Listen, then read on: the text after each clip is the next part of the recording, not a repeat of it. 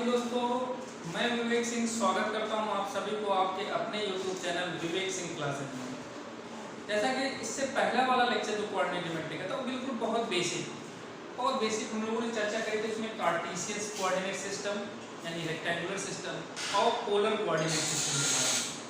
Polar coordinate system मैंने आपको पूरी कहानी अच्छे से समझाई थी कि भाई किसी भी पॉइंट पे पहुंचने के लिए या तो आप उसको सही दूरी बता दो कि आपको इस तरफ इतना चलना है, फिर इतना घूम के जाना है, तब आप उस दूरी के हिसाब से उस पॉइंट तक पहुंच सकते हो। या फिर आपको ये बता दिया जाए कि उस पॉइंट की एग्जैक्टली सीधी दूरी कितनी है, जिसको हम डिस्प्लेसमेंट बोलते थे। सीधी दूरी इतनी है, पर आपको इस जगह से इतने डिग्री पे घूम के सीधा इतनी दूरी चले जाओगे तब आप एग्जैक्टली उस पॉइंट पहुंच जाओगे। यानी इन सब चीजों को लेते हुए एक कार्टेशियन कोऑर्डिनेट सिस्टम बनाया गया था और एक polar coordinate system. Cartesian coordinate system में हम चीजों को कैसे रिप्रेजेंट करते थे, x, y। Polar coordinate system में r, θ। इनके बीच में संबंध कैसा था, रिलेशंस कैसा था, वो हम लोग यहाँ पे मैंने पहले से लिख रखा, मैंने पिछले लेक्चर में आपको बताया भी था कि भाई x = r cos θ है ना। यानी x क्या है कार्टेशियन का, r और θ क्या है पोलर का। y = r sin θ। r कितना हुआ स्क्वायर, ये r = पूरी चर्चा जो लोग पहली बार देख रहे हैं तो पिछला लेक्चर जरूर देखिए, पूरी चर्चा मैंने कर रखा है। और थीटा tan θ = y/x। यहाँ पे मैंने मॉड लगाया, एक चीज मैंने जोड़ी, मॉड इसलिए लगाया कि अगर पॉजिटिव नेगेटिव वैल्यू भी है तो आप सिर्फ प्लस में रखना, फिलहाल क्या रखना प्लस में। और उसको कैसे पता चलेगा कि भाई ये तीसरे क्वाड्रेंट का पहले क्वाड्रेंट के दूसरे क्वाड्रेंट कैसे, मैं आपको उसे बताता हूँ। ठीक, तो थीटा ये हो गया। मतलब अगर आपको r दे दिया, थीटा दे दिया, तो यानी आप x और y में जा सकते हो। अगर r और थीटा दे दिया तो आप x और y में जा सकते हो। या अगर आपको x और y में दे दिया तो आप r और थीटा में जा सकते हो, यानी पोलर में जा सकते हो। कैसे, अगर आपको x और y दिया तो r ये होगा और थीटा ये होगा। क्लियर, इतनी बात तो आपको समझ में आएगी, पिछले वाले लेक्चर में हम लोग बात करी। अच्छा भाई, अब ऐसे मान लो आपसे ये बोल दिया गया भाई पोलर कोऑर्डिनेट सिस्टम को कैसे दर्शाओगे। जैसे मान लो आपसे बोल दिया गया 5,5π/4 इसको आपको रिप्रेजेंट करना। मैंने क्या बोला था, पोलर कोऑर्डिनेट सिस्टम के लिए एक रेफरेंस लाइन की जरूरत होती है। किसकी जरूरत होती है, एक रेफरेंस लाइन। क्योंकि जब तक रेफरेंस लाइन नहीं होता तब तक आप एंगल का सही मेजरमेंट नहीं कर सकते। जैसे दूरी के लिए मार्क यानी एक ओरिजिन पॉइंट की जरूरत होती है, रेफरेंस पॉइंट की जरूरत होती है। उसी प्रकार एंगल को सही तरीके से मेजर करना है, कितना एंगल की वैल्यू है, उसके लिए आपको एक रेफरेंस लाइन जरूरत है। तो पोलर कोऑर्डिनेट सिस्टम में एक reference line. Cartesian coordinate system में हम लोग एक x और y एक्सिस रखते थे। अभी फिलहाल से 2D यानी प्लेन के ऊपर चर्चा हो रही है, 3D आएगा वो अलग से एक चैप्टर है। ठीक, तो ये रेफरेंस लाइन आपको बोला कि भाई ये 5,5π/4 को आपको दर्शाना है। तो एक चीज समझना है यहाँ से कि ये जो थीटा है कौन सा पोलर कोऑर्डिनेट का, ये आपका पाई, एक प्लस पाई है और एक माइनस पाई। मैंने क्या बोला था, थीटा को हम लोग जब क्लॉकवाइज सेंस में मेंशन करते हैं तो माइनस में होता है, थीटा को एंटी क्लॉकवाइज सेंस में लेते हैं तो पॉजिटिव होता है। यानी एंटी क्लॉकवाइज में आप कहां तक जा सकते हो, 0 से प्लस पाई तक। क्यों 0 से प्लस पाई क्यों बोल रहे हो भाई। और क्लॉकवाइज सेंस में भी कहां, 0 से माइनस पाई तक जाता है। कोऑर्डिनेट सिस्टम क्या था कार्टेशियन का, वो 0 से 2 पाई तक का था। ये चीज समझ में नहीं आ रही कि भाई 0 से प्लस पाई क्यों ले रहे हो आप और 0 से माइनस पाई क्यों ले रहे हो। आप समझ, हम पहले इस सवाल को आपको बनाता हूँ, आपके सामने दिखाता हूँ, फिर आपको और क्लैरिटी से समझ में आने वाला है क्यों ऐसा मैं बोल रहा हूँ। जैसे आपको बोल दिया गया 5,5π/4 को आपको पोलर कोऑर्डिनेट सिस्टम में बताना कि पॉइंट कहाँ है।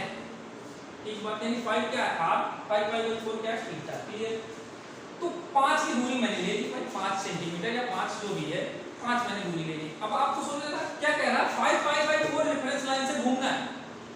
तो ध्यान से देखो 5π/4 यानी क्या, पाई से बड़ा है क्या है, ये एग्जैक्टली 5 + π/4 है। 5π/4 5 + π/4। तो कहने का मतलब अगर आप इस रेफरेंस लाइन से आपको घूमना कितना है 5π/4, यानी ये तो कितना हो गया, ये तो पाई हो गया सिर्फ। अब से π/4 और जाना है, यानी π/4 किसमें के लिए पॉजिटिव एंगल यानी एंटी क्लॉकवाइज में घूमना है।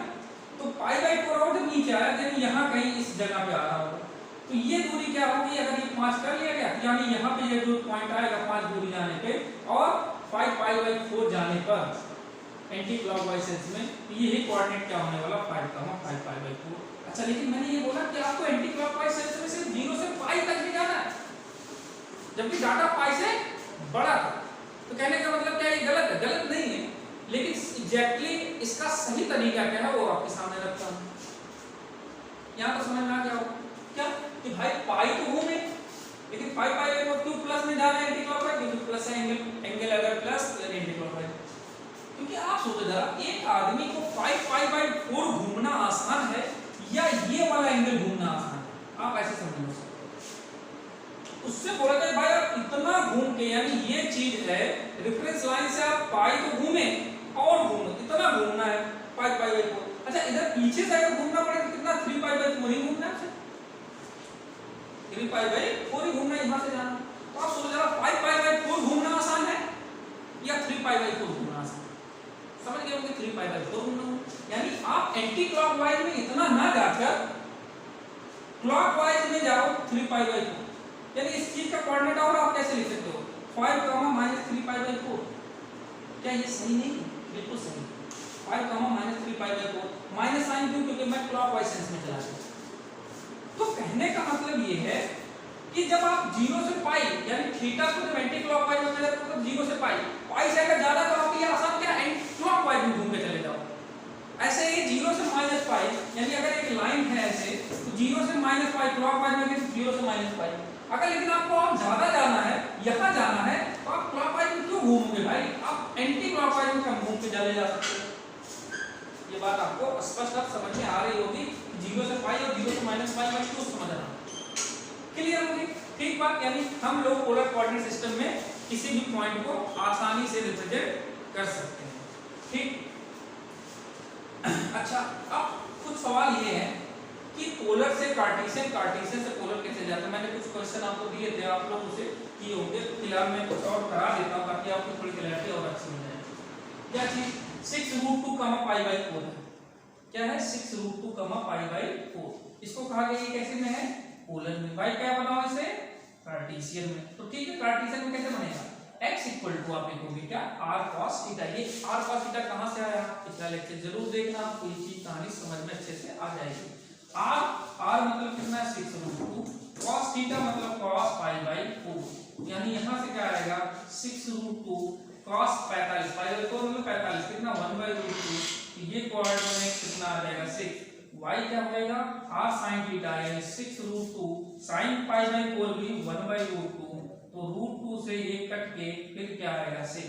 यानी ये रियलिटी में कार्टेशियन में 6,6 लिखा हुआ है। यानी कहां लिखा है? First quadrant. ये कहां पे है? फर्स्ट क्वाड्रेंट में। अच्छा कैसे पता चला? क्योंकि प्लस प्लस है। अच्छा 8 पाई बाय 3 है, 8 पाई बाय 3 है, इसको कैसे लिखेंगे? तो आप बोलोगे भाई x इक्वल टू, देखो x इक्वल टू आपने बोला x equal to 8 cos pi by 3 cos 60 degree यानी 1/2 यानी कितना है 4। y इक्वल टू आप क्या बोलोगे 8 sin पाई बाय 3 √3/2 यानी ये कितना हो जाएगा 4√3। यानी ये रियलिटी में आपका क्या लिखा हुआ है 4,4√3। यानी ये भी फर्स्ट क्वाड्रेंट में। तो क्वाड्रेंट कैसे डिसाइड होगा इसमें? अगर यहां पे माइनस प्लस करके दिया है वैल्यू या ये पाई बाय 4 अलग करके यानी पाई बाय 2 से ज्यादा करके दिया तो आपको समझ आ रहा है cos pi bye 2 something negative, तो वो सेट हो जाएगा, आपको साफ तौर पे दिख जाएगा इस क्वाड्रेंट में। क्लियर? अच्छा आपको ये बोल दिया जाए, अब ये आपको स्पष्ट रूप से समझ में ये बात आ रही है कि भाई थर्ड क्वाड्रेंट में, और ये कौन से क्वाड्रेंट में? सेकंड क्वाड्रेंट में। लेकिन इसको ये बोल दिया जाए भाई आपको किसमें कन्वर्ट करना है? पोलर में। तो पोलर में कन्वर्ट करना चाहिए, हम सबसे पहले आपसे r निकालो। r क्या हो गया √x² + y² यानी 16x² + y²। यानी ये कितना आ गया आपका 16 कितना हो गया आपका 32। ठीक है, यानी इसे आप क्या लिख सकते हो 4√2। भाई 32 4 अंदर जाएगा क्या 16। तो ये क्लियर हो गया आपको। अच्छा tan थीटा यहां से क्या आएगा? tan थीटा हम लोग क्या बोला mod y by mod x। तो mod y क्या होता है ये, यानी इसको हम ऑर्डिनेट बोलते हैं, x को क्या बोलते हैं एब्सिसा बोलते हैं। यानी mod लगा के बोलेंगे तो 4/4 यानी थीटा यहां से कितना आ रहा है? थीटा यहां से तो π/4 आ रहा होगा, नहीं समझे? अरे tan थीटा 4/4 यानी 1 tan थीटा 1 तो थीटा कितना 45 डिग्री, क्योंकि tan 45 से होता है। ठीक, ये भी बात समझ। अच्छा यानी इस हिसाब से क्या इसका कोऑर्डिनेट पोलर में 4√2 पाई बाय 4 है क्या? यानी कुछ लोग कहेंगे भाई इसका कोऑर्डिनेट पोलर में 4√2 पाई बाय 4 जो लिखा है यही है, और ये क्या है, लेकिन थर्ड क्वाड्रेंट। क्या ये सही है? बिल्कुल सही नहीं है, ये गलत है। समझना थोड़ा सा, ये थर्ड क्वाड्रेंट है। आपको समझ में आ रहा है? यानी अगर जब आप प्लेन बनाओगे, कार्टेशियन प्लेन बनाओगे, तो थर्ड क्वाड्रेंट मतलब यहाँ है, और रेफरेंस लाइन अगर ये ले रहे हो, यानी ये इतना कुछ घूम के जाना पड़ रहा होगा। आप कैसे सिर्फ एंगल पाई बाई 4, और एंगल पाई बाई 4 हो गया पॉजिटिव। पॉजिटिव मतलब ये तो रेफरेंस लाइन से यही क्वाड्रेंट, पहले क्वाड्रेंट में ही पाई बाई 4 यहाँ कहीं जा रहा है, और जबकि कार्टेशियन को तीसरा क्वाड्रेंट दिया, ये आपको स्पष्ट दिख रहा है। यानी किया क्या जाए, तो समझना, पोलर में रिप्रेजेंट करने के लिए एंगल का एक फॉर्मेट है। जैसे आपका यही मान लो ऐसे ही कि ये आपका है, तो जब फर्स्ट क्वाड्रेंट में कोई पॉइंट पे हमें पहुंचना होता है, तो रिलेटिव ये रेफरेंस लाइन जिसको हम पॉजिटिव एक्स बोलते हैं, ये रेफरेंस लाइन लिए, तो ये घूम के जो गए, ये अगर एंगल अल्फा है, मान लो एंगल अगर अल्फा है, तो एंटी क्लॉकवाइज में हमेशा प्लस अल्फा आएगा। यानी पहले क्वाड्रेंट में किसी चीज को अगर दर्शाना है, तो आपको सीधे सीधे प्लस अल्फा से समझ में आ जाएगा, पहले क्वाड्रेंट में प्लस। क्योंकि अगर आपको बोलोगे भाई चलो 45 degree, 30 degree, 60 degree, 80 degree, 70 degree, तो ये आपको क्या करोगे, सिर्फ प्लस करके ऐसे लिख देंगे। लेकिन आपको अगर बोल दिया कि दूसरे क्वाड्रेंट में कोई पॉइंट है जिसका ये एंगल अल्फा है, ये एंगल अल्फा है, तो आपको सोचो यहाँ पे इस रेफरेंस लाइन से कितना जाना पड़ेगा। अगर ये अल्फा है तो ये पूरा कितना है, पाई, और ये सिर्फ अल्फा है, तो ये कितना हो जाएगा, पाई माइनस अल्फा जाना पड़ेगा। यानी पोलर में अगर दूसरे क्वाड्रेंट में है, कार्टेशियन का दूसरा क्वाड्रेंट, पोलर में एंगल कितना बनेगा, पाई माइनस अल्फा बनेगा। स्पष्ट है ये बात भाई? क्योंकि जब आपको देगा, मान लो वो आपको x और y देगा कार्टेशियन में, आप जब tan थीटा मॉड करके निकालो तो आपको जस्ट एक वैल्यू कौन सी आएगी, एक्यूट एंगल आएगी। जब मॉड लगा के आओगे तो आपको एक एक्यूट एंगल नजर आएगा, तो भैया एक्यूट एंगल यही वाला होगा। तो आपको रिलेटिव इस पॉइंट पे जाना है, तो जब आप पोलर में जा रहे हो तो थीटा कहां से लोगे, इस रेफरेंस लाइन से लोगे ना। यानी ये कितना हो जाएगा, पाई माइनस अल्फा, क्योंकि आपको ये दिया होगा, जब आप tan theta y by x करोगे यही आ रहा होगा। अच्छा, यानी दूसरे क्वाड्रेंट में कैसे मुझे लिखना, पाई माइनस अल्फा। तीसरा क्वाड्रेंट ये देखना, ये थोड़ा इंपॉर्टेंट है। अगर ये बोल दिया कि ये एंगल अल्फा है, यहाँ पे तो मान लो चल गया, ये एंगल अल्फा है, तो तीसरे क्वाड्रेंट में आप कैसे जाओगे। मैंने क्या बोला था, पोलर में जाने के लिए हम इतना क्यों घूमे, हम इतना क्यों घूमे, हमारे लिए तो आसान ये है घूमना। आप सोचो ये कितना एंगल है पूरा, ये एंगल कितना है, माइनस पाई, और ये एंगल अगर रिलेटिव यहां से इसके रेफरेंस में मेजर किया जाए तो ये एंगल इस सेंस में कितना है, माइनस अल्फा। अरे भाई क्लॉकवाइज सेंस में माइनस अल्फा देखना, ये पूरा कितना माइनस पाई, और इस सेंस, इसी सेंस में अगर जाए तो ये कितना है, माइनस अल्फा। यहाँ पे क्या था, यहाँ पे इस सेंस में गया तो अल्फा था, तो ये कितना हो गया था, पाई माइनस अल्फा। अब इस सेंस में अगर कैलकुलेशन कर रहा हूँ तो ये पूरा कितना है, माइनस पाई, और ये कितना है, माइनस अल्फा, जो कि जब आप tan थीटा करोगे y बाई x करोगे तो यही एंगल निकलेगा।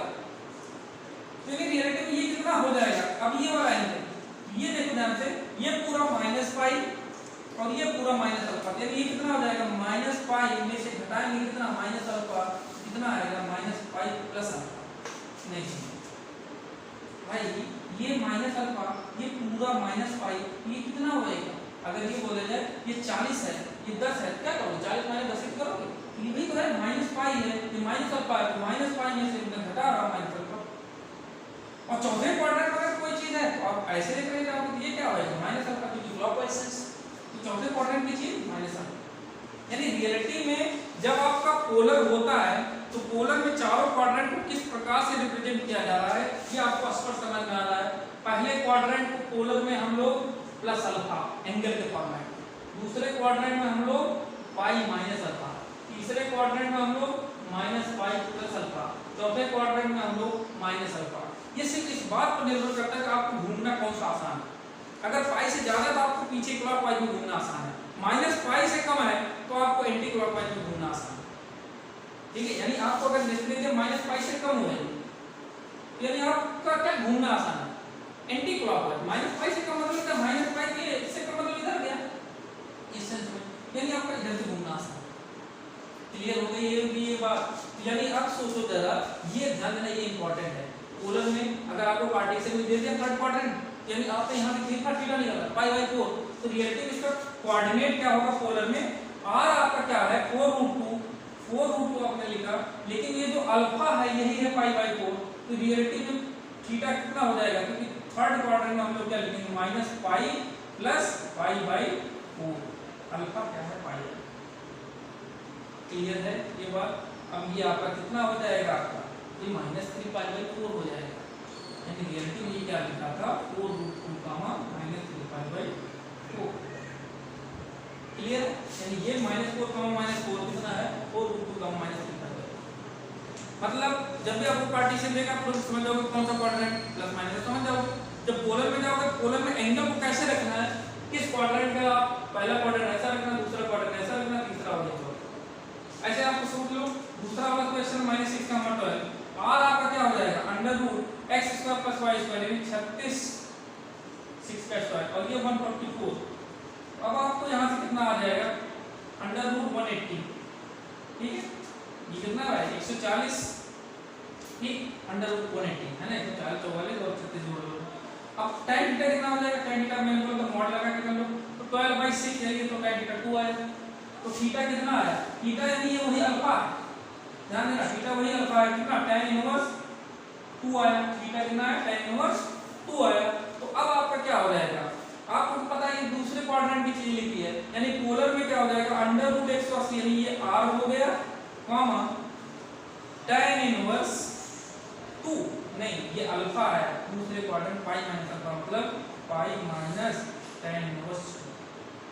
ध्यान देना ये चीज आप √ प्लस माइनस करके भी लिख सकते हो r की वैल्यू, ठीक उसमें कोई गलत बात नहीं। तो कहने का मतलब आज हम क्या समझ गए हैं कि भाई पोलर से कार्टेशियन में कैसे जाना, कार्टेशियन से पोलर में कैसे जाना, ये आपको अच्छे समझ में आ गया। कार्टेशियन से पोलर में जाते समय ये बात हमेशा याद रखना कि क्वाड्रेंट अगर कैसा है तो उसके हिसाब से पोलर का एंगल कैसा होगा आपको समझ में आ गया। तो ये चर्चा होगी क्या कार्टेशियन और पोलर की, ठीक बात यहाँ तक तो हमें बिल्कुल अच्छे से समझ में आ गया। कभी कभी आपको कोई इक्वेशन दे देता है कि भाई कह दिया कार्टेशियन के इक्वेशन से पोलर में बदलो, कार्टेशियन का इक्वेशन है इसे पोलर में बदलो। जैसे मान लो आपके सामने दे दिया कार्टेशियन का इक्वेशन, मान लो आपके सामने दे दिया क्या x² + y² = b²y, कहते भाई इसको पोलर में बदलो। तो आपको क्या पता पोलर का r क्या होता है √x² + y²। तो यानी यहाँ पे r² करूंगा तो यही चीज देखिए ये क्या लिखा हुआ है, ये बेसिकली r² लिखा हुआ और b² y क्या होता है पोलर में r sin थीटा, नहीं समझ तो बस यही क्वेश्चन हो क्लियर है ये बात है ना। आप सामने मैं एक क्वेश्चन और भी करा देता हूं। जैसे मान लो अगर आपके सामने एक कोई ऐसे दे दिया जाए कि r² cos² theta = a² cos 2 theta है, क्या दे दिया मान लो r² cos² theta = a² cos 2 theta, ऐसे मान लो आपके सामने दे दिया क्वेश्चन। आपसे ये बोल रहे थे कि इसको बदलना किसमें, ये क्या है पोलर में कार्टेशियन बदलना, r² का फॉर्म क्या रख दोगे x² + y² cos² theta, cos theta क्या है ध्यान देना cos² थीटा। आपको आप एक चीज समझ में आनी है कि tan थीटा क्या होता है y/x, अरे नहीं समझो tan थीटा y/x होता है कि नहीं होता है, क्लियर। तो cos थीटा क्या होता है, अरे भाई tan थीटा मतलब परपेंडिकुलर है, ये बेस है, cos क्या होता है बेस यानी x अपॉन हाइपोटेन्यूज, तो हाइपोटेन्यूज कितना हो जाएगा √x² + y²। देखो यार ये आसान चीज है, मैं जल्दी बता दूं tan theta y/x cos theta क्या हो जाएगा बेस अपॉन हाइपोटेन्यूज, परपेंडिकुलर बता बेस होता तो हाइपोटेन्यूज कितना होगा √x² + y², ठीक। तो cos थीटा तो ये है, cos² थीटा का रूट क्या आ जाएगा x² upon x² + y² under root हट जाएगा = a²। cos 2 थीटा क्या होता है trigonometric formula cos² theta minus sin² theta. cos 2 theta क्या होता है भाई cos² theta minus sin² theta. अच्छा तो cos² थीटा क्या हो जाएगा फिर से cos² थीटा है ये x² upon x² + y², sin² theta क्या हो जाएगा tan थीटा y/x, तो sin थीटा क्या हो जाएगा y/x² + y² स्क्वायर है ना। यानी यहां से कितना आ जाएगा x² + y² ये कट गया x² = a² और इधर देखो x² माइनस ये ध्यान देना यहाँ पे y² है क्योंकि sin² थीटा है ना, तो कितना आ जाएगा x² - y² upon x² + y², clear. यानी आप कोई भी इक्वेशन अगर दे देता है किसमें पोलर में दे देता तो कार्टेशियन में जा सकते हो, कार्टेशियन में दे सकता तो पोलर में जा सकते हो। बस आपको ध्यान देना कि r क्या होता है थीटा क्या होता है x क्या होता है y क्या होता है, ठीक। ये तो हो गया क्या पोलर कार्टेशियन की पूरी कहानी।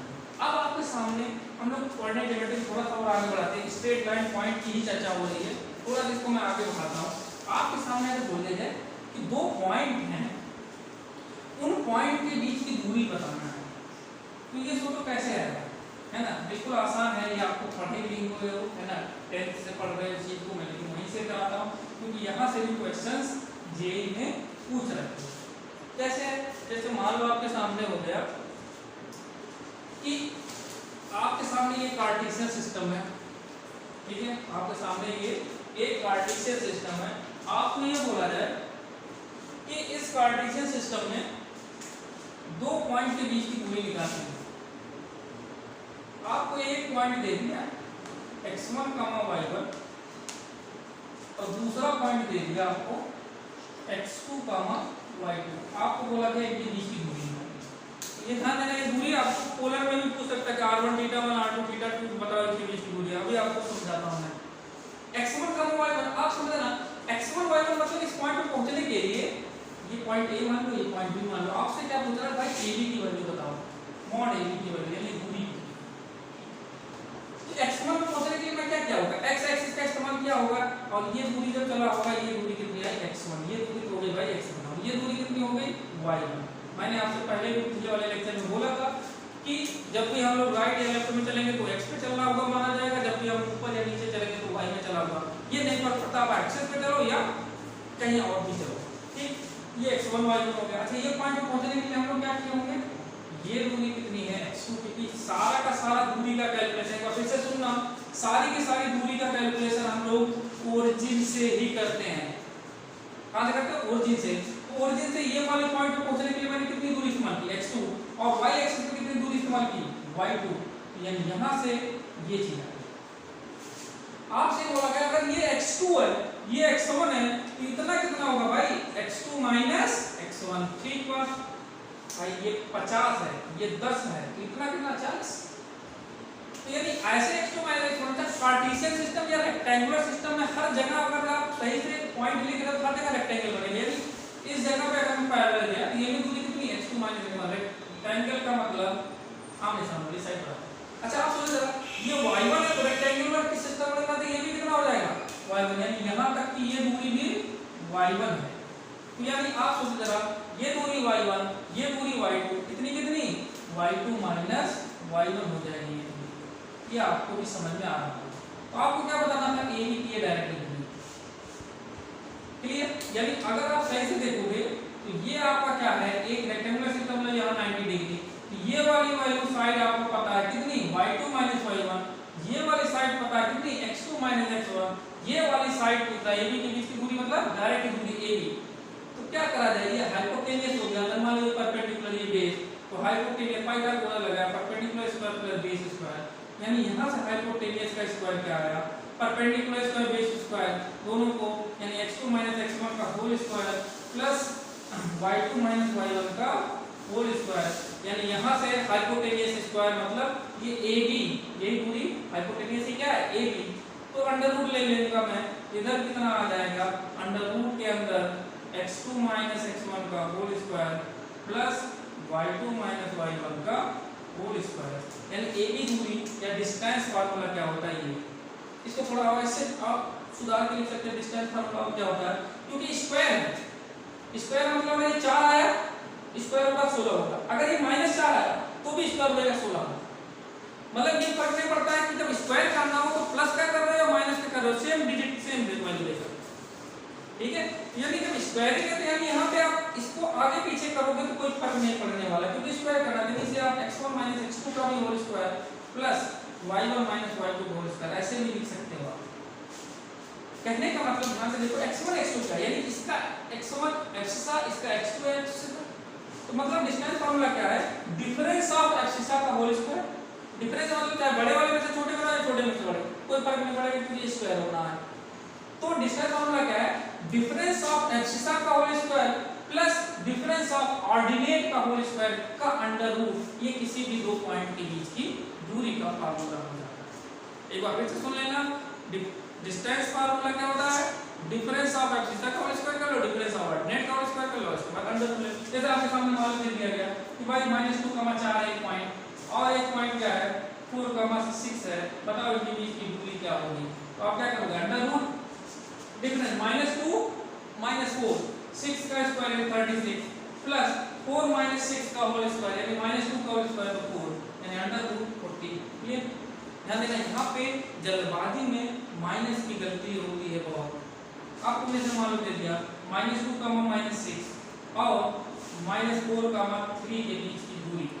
तो आप क्या करोगे, √-2 डिफरेंस ले लो ना, -2 अब डिफरेंस लिया ब्रैकेट लगा के कर सकते -2 माइनस डिफरेंस लिया किसका -4 का, अच्छा ये हो गया इसका whole square plus difference of ordinate यानी -6 अब डिफरेंस का मतलब फिर से माइनस लगा ब्रैकेट लगा के कर सकते माइनस क्या 3 का होल स्क्वायर। क्लियर, यानी यहाँ से कितना आएगा √-2 ये +4 कितना हो जाएगा 2 का स्क्वायर यानी 4 प्लस -6 ध्यान देना ये ऐसे करके स्क्वायर है ना -6 -3 यानी -9 का होल स्क्वायर यानी 81 √85। क्लियर, तो इस प्रकार से बहुत सारे क्वेश्चन किए जा सकते हैं, इसमें कोई खास बात नहीं। ध्यान देना जब भी डिस्टेंस फार्मूला लेकर आप सवाल लगा रहे हो माइनस प्लस का अच्छे से आप ध्यान रखो। इसी डिस्टेंस फार्मूले के ऊपर हम लोग आगे चर्चा करेंगे कि ट्रायंगल में, कोलिनियरिटी में और क्वाड्रिलेटरल में कैसे है ये पूरी कहानी।